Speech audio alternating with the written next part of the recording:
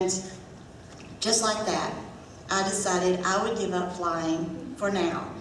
And I needed to make sure that my brother knew that God had honored my faith, that he answered my prayer. And so I told him, I was like, look, you know, God answered my prayer because as you witnessed, I was really amazingly good, remarkably good at flying down. What was troubling me, what I needed to practice was the upswing. And, you know, that I would wait till I was older to practice that out of love for him.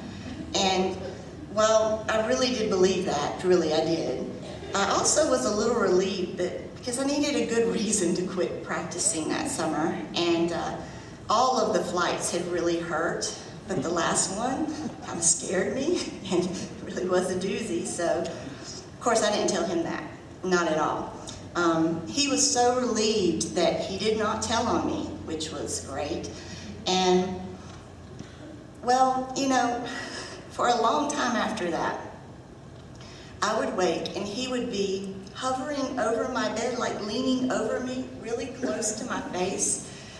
And he'd be whispering, "Please don't be dead, Christy and Niece. Please don't be dead." And I mean, it was a really unnerving way to wake up in the middle of the night, but I figured, yeah, probably deserved it after everything I put the poor guy through. But, you know, at the end of that summer, I was really proud of me, and I felt like God was really proud of me, because not only had I had amazing faith, because I did, I also gave up an amazing gift pretty much out of love for my crybaby little brother. So I figured me and God were great. And, you know, as I grew up, that's sort of the way I viewed serving God. That, you know, we give up things we really want and that we really enjoy out of love for Him. Well, to a degree, that's true. As Christians, we're called to sacrificial living. But what we're really called to sacrifice is not our freedom or our joy or the things that we love. Rather, it's our faith in ourselves and our idea of who we're supposed to be. Romans 12:3 says that the only accurate way to understand ourselves is by what God is and what He does for us, not by what we are and what we do for Him.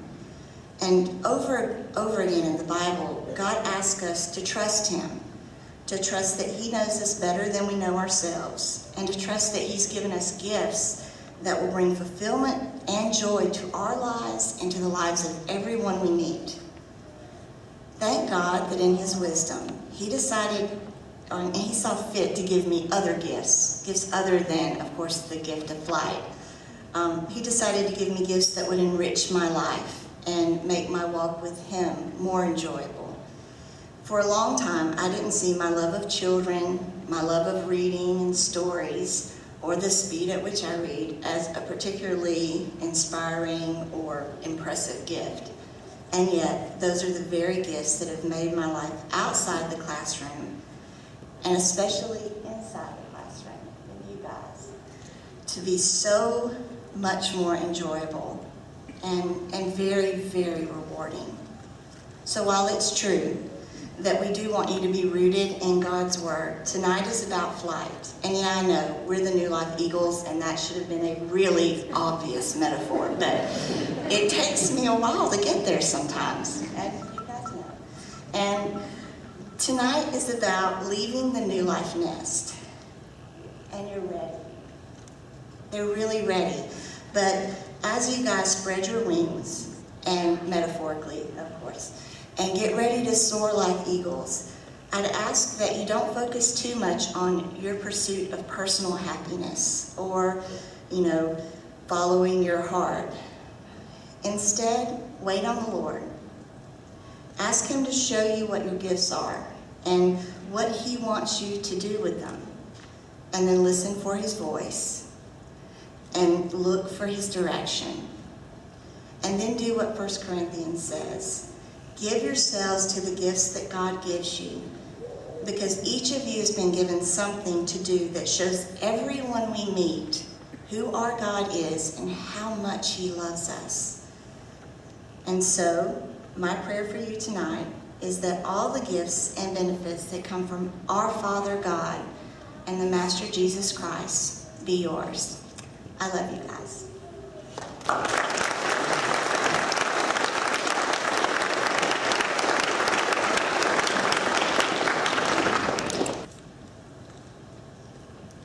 At this time, I'd like to introduce this year's salutatorian is Anthony Lamar Hutchins.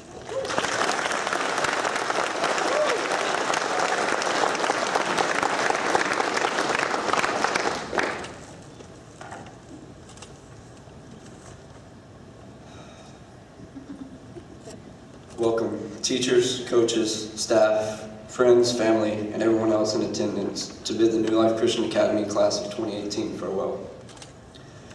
Tonight is not just a night of dismissal, but a night of introduction into the real world. After tonight, everything changes for the 19 of us. Success will no longer depend on how well we've studied, but how we use what we have learned inside and outside of class to accomplish what has been set before us in life. You have to teach yourself how to live your own life. Over the past 4 years, we have become accustomed to the life of a high school student. But that life no longer exists after Ms. Rogers hands us diplomas. We will have to teach ourselves new routines and develop new habits that are more appropriate for the life of an adult. Playing Fortnite till 2 in the morning won't work out so well. Aristotle said, "You are what you repeatedly do. Therefore, excellence ought to be a habit, not an act." We must strive to be the best version of ourselves every day to the point where we can't help but strive for greatness.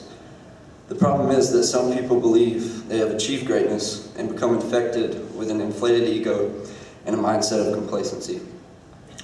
Pride and complacency stop forward progression altogether. When we cannot progress in the real world, we are replaced, because there will always be someone out there that wants the same thing we want in life. The one who achieves victory is the one who still has that hunger, that drive, that fire within them to proceed step by step toward his goal.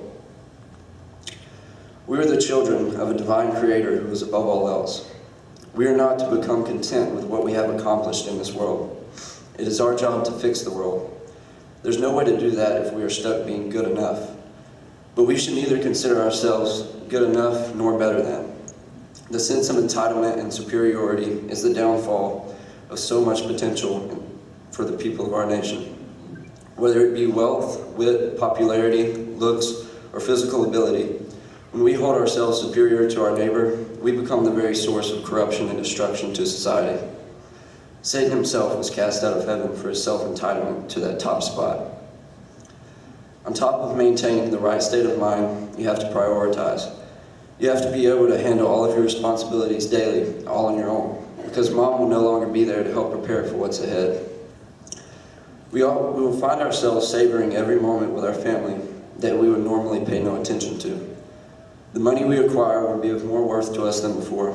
The urge to blow it all on Michael Kors or H&M will fade away into bills, taxes, car payments, and actual meals. The relationships we share with others will be cherished, and our perspective on our own standing in the world will shift, because for the first time, we can go into the world and make a change. We also have to watch what we ingest. I'm not just talking about food, but about what we allow to enter our minds, what we allow to enter our hearts. Proverbs 4:23 says, "Above all else, guard your heart, for everything you do flows from it." I wear that scripture around my neck every day as a reminder to be watchful of the ways of the enemy. You see, his way is like a toxin that can penetrate the walls of our spirit and destroy our heart for the Lord. If we allow the ways of the world to block out that still small voice, we fall off the road to the narrow gate. We lose our purpose, and we too, just like many others, become a negative influence to those around us. Classmates, now is the time to decide how you're going to make the great trek of life. Now is the time when you begin to become the person you are meant to be. I'm not saying it's going to be easy, but if I've learned anything these 4 years with you guys, it's that this graduating class can make it. So my challenge to you is to put God first in everything you do. Don't be acceptable, but be exceptional. Prioritize and guard your heart, blocking out those negative influences. Thank you.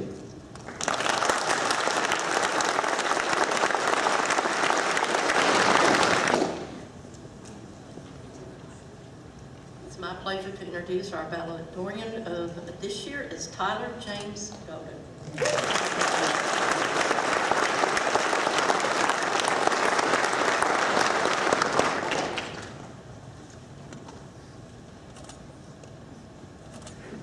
Good evening, ladies and gentlemen, family, friends, faculty, and last but definitely not least, the class of 2018.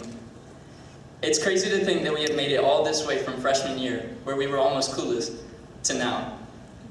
Even though we had only the slightest idea of what to think about our high school teachers, I'm pretty sure that they had already heard plenty about our guys' antics in junior high. But none of us could have foreseen all the memories that we've made over the past 4 years. For instance, we had no idea that Miss Harrod would throw herself against the board so hard. We just knew it was pretty hard because we could feel it from Mr. Collier's room in 8th grade all the time.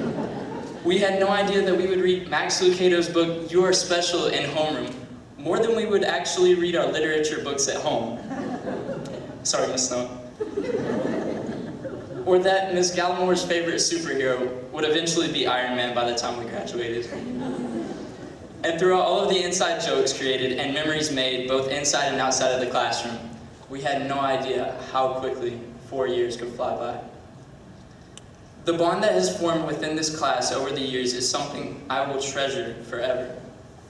We have been through so many tough times, but we've always made it out of them united. That's not to mention all the cringeworthy trends that we've had to endure over the past 4 years as well. I mean, the whip, the nay-nay, the dab, and then seeing people hit the quad until it was black and blue. And don't even get me started about the fidget spinners, like, seriously? Sadly, this class has had to say goodbye to some familiar faces, but we've also welcomed in new ones and taken them in as our own. Even though we've had to lose some of these classmates, the ones that have remained local always know that they will be a part of this family. Like any class, strife threatened to tear us apart at times. But despite that, we were able to keep an atmosphere throughout the class that invited each classmate to relax and be themselves. I can only hope and pray that we keep this atmosphere with us in whichever place that the next step in our journey takes us. However, as we turn the page on the next chapter in our lives tonight, there are a few principles that I believe we must hold on to in order to reach our full potential. First and foremost, I believe it is imperative that we remember who our source is. No matter how hard or how long we work, there are some opportunities that can only be given by one person, and that is God. Psalms 1:1-3 states, "Blessed is the man who does not walk in the counsel of the wicked, nor stand in the way of sinners, nor sit in the seat of scoffers. But his delight is in the law of the Lord, and in this law he meditates day and night. Then he will be like a tree that is planted by the streams of water. He brings forth fruit in his season, his leaf will not wither, and he will prosper in whatever he sets his hand to." When you put everything you have into any task that is set before you and keep your heart after the things of God, he will begin to open doors for you that will bring you closer to accomplishing all that he has for you. Begin to use these talents and abilities that he has blessed you with to glorify him, and you will do great things in the seasons of life that are to come. Secondly, it is important that you know how to handle the adversity that will inevitably arise in this life.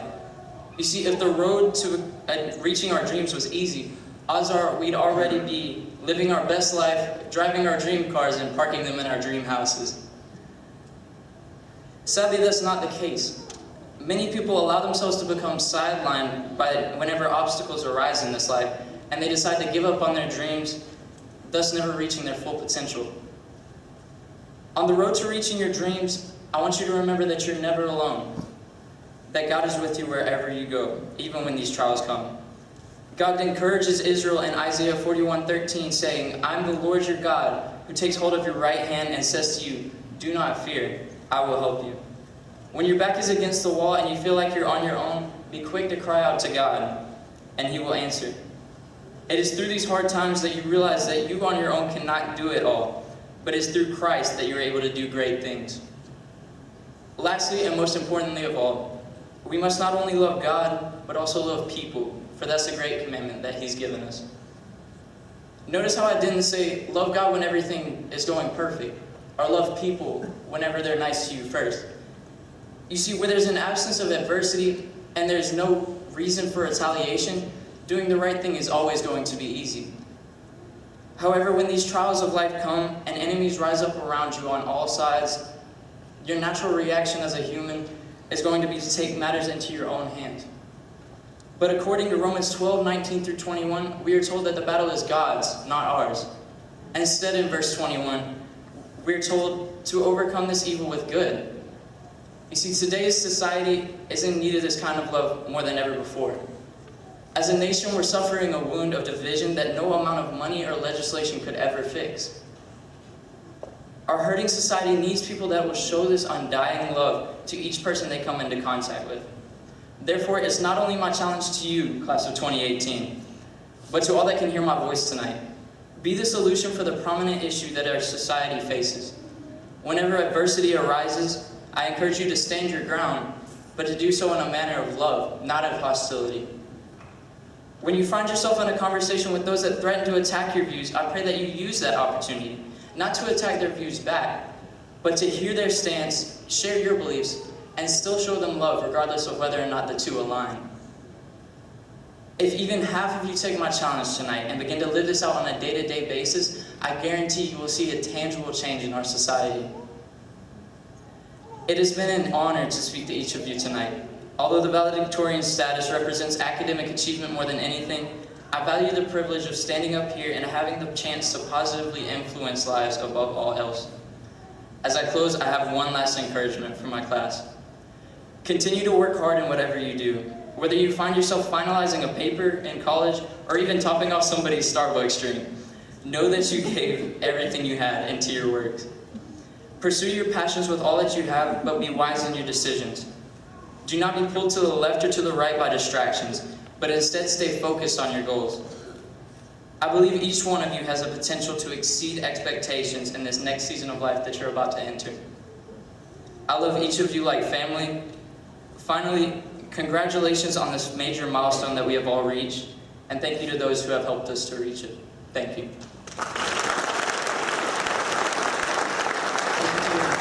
With directing them in the ways of scholarships. The lady has so much knowledge.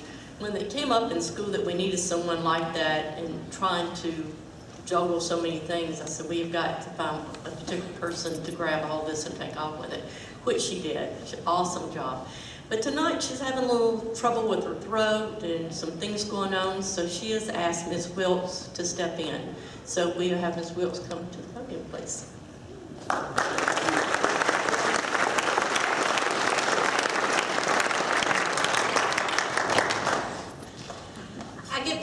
Tonight of announcing the scholarship offers to our many graduates. This has been a great year for our graduates. This year they've been offered $570,696 in scholarships. Will you help me congratulate them on a job well done?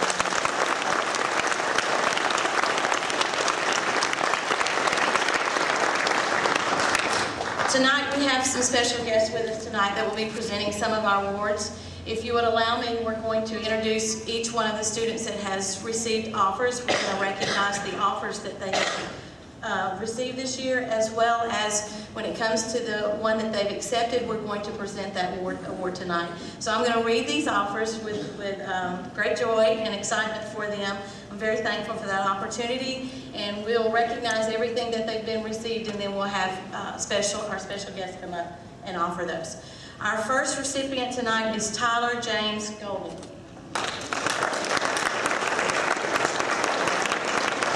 Tyler has been offered the Auburn University Spirit of Auburn Presidential Scholarship, $38,496. The University of Alabama Presidential Scholarship for $43,120. The Auburn University at Montgomery Dykman Memorial Scholarship for $48,000. The AUM Warhawk Scholarship for $16,000.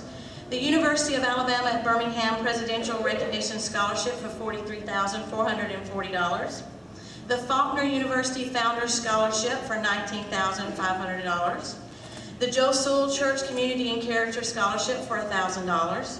Tyler has chosen to attend Auburn University at Montgomery. I would like at this time to welcome our special guest tonight from Auburn University at Montgomery, Mr. Kyle Lessinger.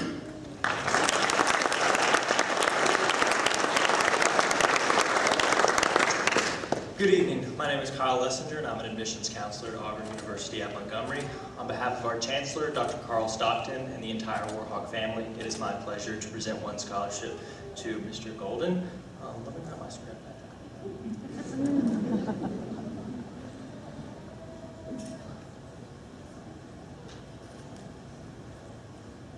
I have to get this right.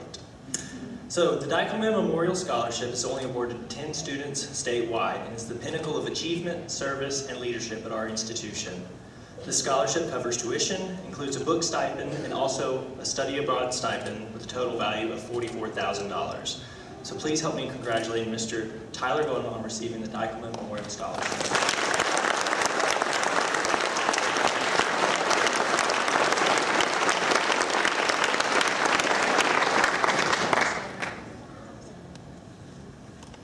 We're going to go ahead and recognize the others that have chosen to accept a scholarship to Auburn University at Montgomery. The next is Christopher Davis Kilman.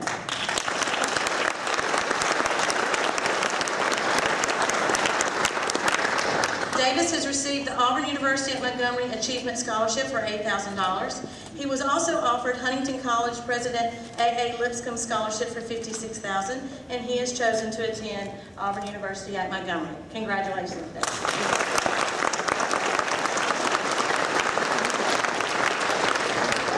Our next recipient, Joshua Curtis Nichols. He has been offered the Auburn University at Montgomery Warhawk Scholarship for $16,000.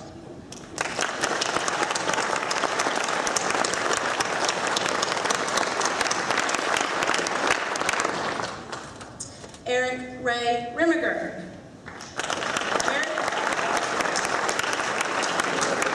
Eric has been offered the Faulkner University Dean's Scholarship for $23,640.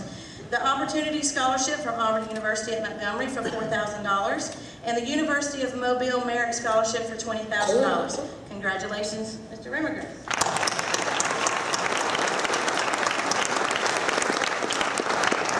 Also attending Auburn University at Montgomery is Jaylee Tyler Sasser. She has received the Opportunity Scholarship for $4,000.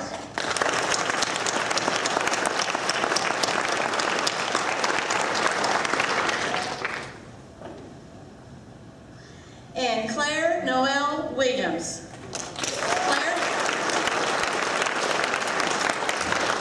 Claire has received the Achievement Scholarship from Auburn University at Montgomery for $8,000. Congratulations, Claire.